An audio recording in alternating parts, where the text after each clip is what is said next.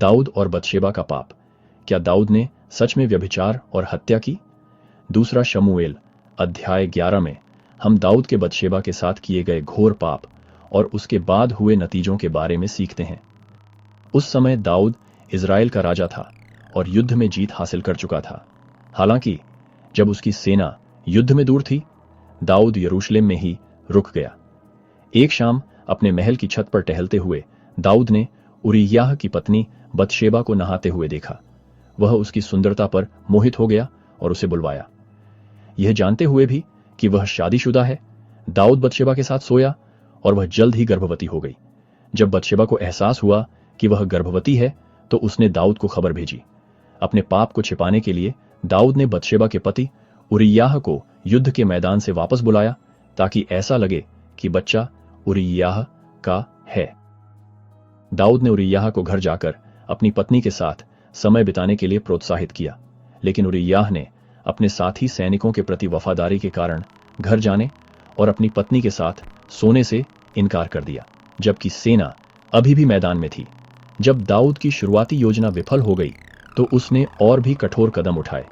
उसने उरिय्याह को अपने कमांडिंग ऑफिसर के लिए एक पत्र लेकर युद्ध के मैदान में वापस भेज दिया, जिसमें निर्देश दिया गया था कि उरिय्याह को आगे की पंक्ति में रखा जाए, जहां लड़ाई सबसे भयंकर थी। दाऊद के आदेश के कारण उरिय्याह युद्ध में मारा गया और उसकी मृत्यु के बाद दाऊद ने बतशेबा को अपनी पत्नी बना लिया।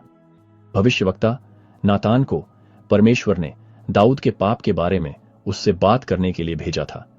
नातान ने दाऊद को एक अमीर आदमी के बारे में एक दृष्टांत सुनाया, जिसने अपने कई मेमनों के होने के बावजूद एक गरीब आदमी का इकलौता मेमना एक मेहमान को खिलाने के लिए ले लिया। दाऊद दृष्टांत में हुए अन्याय पर क्रोधित हो गया, लेकिन नातान ने खुलासा किया कि कहानी में अमीर आदमी खुद दाऊद था। दाऊद ने अपने पाप के लिए पश्चाताप किया, लेकिन नातान ने उससे कहा कि हालांकि उसका पाप क्षमा कर दिया गया है, फिर भी इसके परिणाम होंगे। बतशेबा के साथ उसके संबंध से पैदा हुआ बच्चा जन्म के कुछ समय बाद ही मर गया। दाऊद और बतशेबा की कहानी पाप और पश्चाताप के बारे में कई महत्वपूर्ण सबक सिखाती है। दाऊद के कार्य पापपूर्ण थे क्योंकि उसने व्यभिचार किया और अपने गलत काम को छिपाने के लिए उरिय्याह की हत्या की साजिश रची। हालांकि कहानी पश्चाताप की शक्ति को भी प्रदर्शित करती है।